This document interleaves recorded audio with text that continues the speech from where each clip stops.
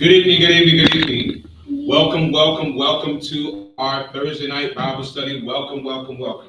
Tonight, amen, we are on the platform also of YouTube. Amen. You just type in MPGP Thursday night Bible study or just MPGP Bible study. Just MPGP Bible study. And it will come up live. Amen. If you are wanting to go to another platform, also, again, of course, we're on the platform of Facebook. You can join us live there, also in our chat there in Facebook, as well at MarketplaceGlobalPhilanthropy. You can also chat with us also via YouTube. That's MPGP Bible Study. You type that in, we'll come up, and we will be live.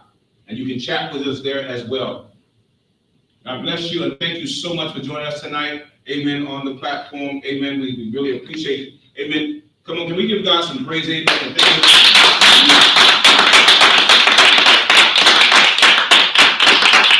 Amen. Thank you so much. Thank you so much. Amen. Tonight, I want to talk about the struggle is real. Amen. Now, this is going to sound strange to some of you. Struggle has two prosperities. It has a positive and it has a negative prosperity. Prosperity means to gain. And there are times that we're minding our own business. There are times that we are not thinking about anything negative. We're being so positive, and negative will show up. Amen? Amen. And tonight I'm going to show you in the text that the writers, amen, when they write in a mannerism to encourage you about what can be negative.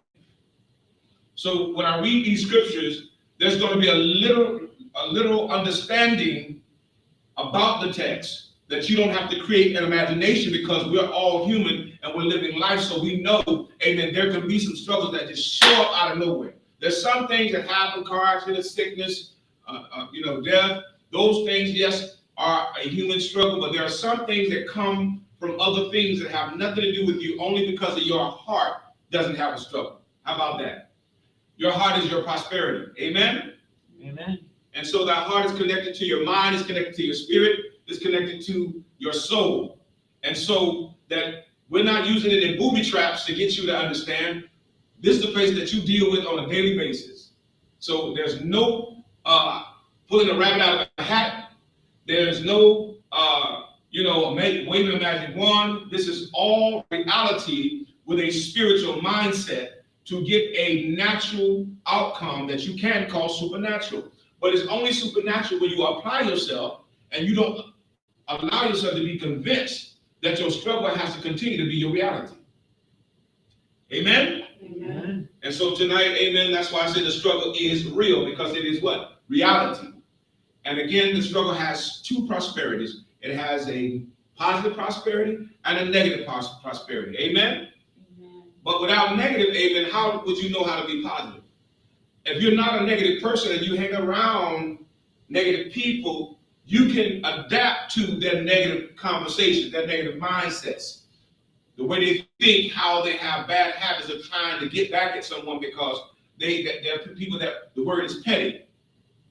Some people have graduated with a petty master's degree. And we find out, amen, in that place, amen, those who continue to be petty exist in a negative place. You can say a negative realm. But the reality of it is, it does not take you far. The prosperity is very short-lived. But the prosperity of the positive is based on actions of positivity. Because I believe now we need to have more actions of positivity than we do negative. Amen? And so tonight, amen, I want to invite you in to know that the struggle is real, but you don't have to stay in one. You don't have to be, amen, a guest at an invited one. And people will invite you, because the writer in this text that I'm going to give you here tonight is inviting you not to have a struggle. Mentally, physically, socially, economically, but I believe most of all spiritually. Amen? Amen. And so tonight we are going to deal with it, not handle it, because when something's hot, we handle it and we can drop it. And at that point, whatever it is, we break it or we can't consume it, because some of us will pick it up and say, God bless it, I'm going to eat it anyway. Amen.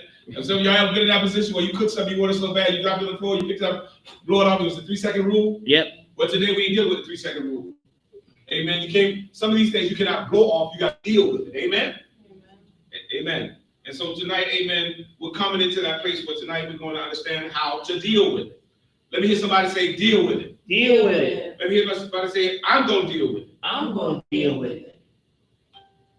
Amen. And so tonight, amen, we're getting to that place, amen, where we're going to understand that how struggle, amen, will not be the place that I will not struggle, but I will understand it's real, but I'm going to deal with it so I don't stay in that place, in that position. Amen? Amen. Not in my mind. I'm going to forgive people. I'm going to move on. I'm not going to hold things. I'm not going to struggle when I hear the name. I'm not going to struggle when I see them. I'm not going to struggle because the person that's coming to me on my job, making that phone call, I turn, they can't see my face because I'm not on video call, but let's be real. I don't want to talk to them. I don't feel like it today. The struggle is real. So in that place, struggle lets us know, not just the fact that we're simply human, it lets us know we're being mentored. It lets us know that it's getting ready to take us to another place, either good or bad. And in that place is where you begin now to slow down at a pace to where you begin to make a decision. Amen? Amen. Now, the writer John 3:2, there's something he's doing. He's setting the tone in John 3:2. Amen? John is writing, and he wants the person, the brother Gaius. This is to his brother Gaius in Christ. Gaius, Gaius. Gaius, he's telling him, if you go to John 3, chapter 2, John 3, verse 2, and you'll see verse 1, he mentions his brother's name, Gaius. He's saying to him, in 2, he says, Beloved, I wish above all that thou mayest prosper and be in health, even as thy soul prospers. He identified him, and in that identifying him, he wanted him to know that of all things, whatever is going on in your life, I'm not trying to get you to understand that whatever negative is happening, that I am looking at that. I'm looking at the place that I need you to know that what I'm writing you and what I'm saying to you is out of love, and it's a positive place. I'm not coming to you with false imaginations. I'm not coming to you with false realities. I know there's a struggle, but I'm writing you in a mannerism that says, above all these things that can happen, above all this stuff that can be easily beset you and have you angry and have you disconnected from the reality of who you really is on the inside, I want you to know that whoever and whatever is trying to have you struggle, above all of that stuff, I need you to understand, I call you my beloved brother. It's not about me coming to you in a negative mannerism, because I know in some way in all these things you're dealing with something that doesn't suit you at this moment, that doesn't allow you to be at a place where somebody's trying to encourage you. So I'm calling, and I'm calling upon you to let you know I'm writing to encourage you. Amen? Amen. And so this is what he's saying to his brother Gaius. Above all those things that you may be thinking that may not, amen, have you in a place of focus, I want to bring you back into focus and let you know this is about love. And above all those things that I want you to know, I want you to prosper and be in good health, even as your soul prospers. I want you to understand that there's an alignment and a prosperity in that place of prosperity. Now, let's go to Psalms 34:17-8. Psalms 34:17-8. Now that we understand about this place of prosperity being positive or negative or positive, we understand from 3 John, amen, verse 2, amen, that he wanted his brother to know above all things that he may prosper and be in health, even as thy soul prospers. So here is Psalms now getting ready to talk about a place that could be negative, but there's something that we have to do. And in this place that we have to do this, it has to make sense to us.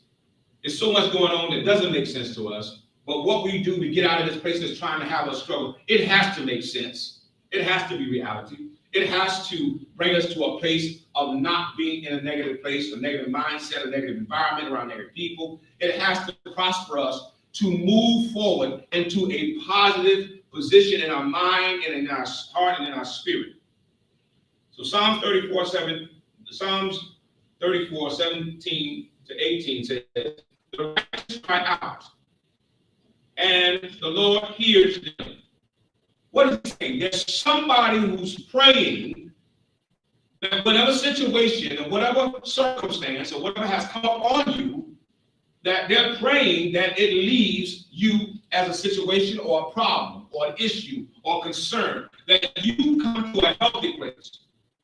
And in that healthy place, they're praying because they know that they can't be alone in this life, because without people, prayer exists in the earth realm.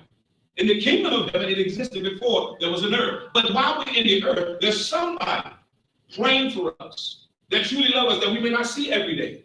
We may not talk to every day. They're embracing our life behind our backs.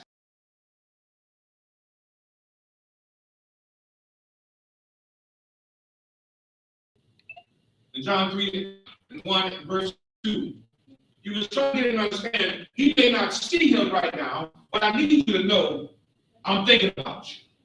I need you to know I want the best for you. I need for you to prosper. Even in the natural, I need you to prosper, but first I need for you to do it inside. I need the prosperity to take place inside, because the way I'm writing you, it's about the inside, it's about the heart, it's about the mind. It's to let you know that you're not alone in this thing. You are not alone. And I'm not writing you out of pride to make you feel good. I'm writing you because I can feel that weight on you. You ever walked in somewhere, you ever walk around somebody and you know them so well, you can feel that grief, you can feel their heaviness. Amen. That's that measure operating that God gave us. It's connecting. Just like we want Wi-Fi, we want to get on right at that moment, and we wanted to download, we want to get the gigabytes into megabytes, and we want to be able to have a better pixel. This is what he's trying to relate to him. I need for you to have a better service, but the service can't be good if the server's no good. Anybody know what a server is? A server holds all the connectivity. The server holds the place of where the gigabytes and the megabytes and the terabytes, they come together in one place to be able to disperse that picture, to be able to disperse that sound. Why? Because it has to have a conduit to carry the current. And so who do we have in our life that can help carry the current when we're not feeling well in our spirit? Who is it that is around us, that's connected to us, that can allow us to understand something's not right? Some of us call it intuition. In the Bible, we call it discernment, because there's so much going on in this world. And we can easily, at a moment's notice, get distracted, and that distraction can become a struggle. And that struggle can turn into a negative prosperity. And so God does not want us to struggle. So here is Psalm saying, Psalm 34:17 to 18 says, the righteous cry out, and the Lord hears them. So God is hearing somebody else cry out for you, pray for you, go into supplication for you, acknowledge you. He's hearing them, and there needs to be a place where you begin to understand, as long as you have breath in your body, as long as you can think for yourself, as long as you, amen, can walk and talk,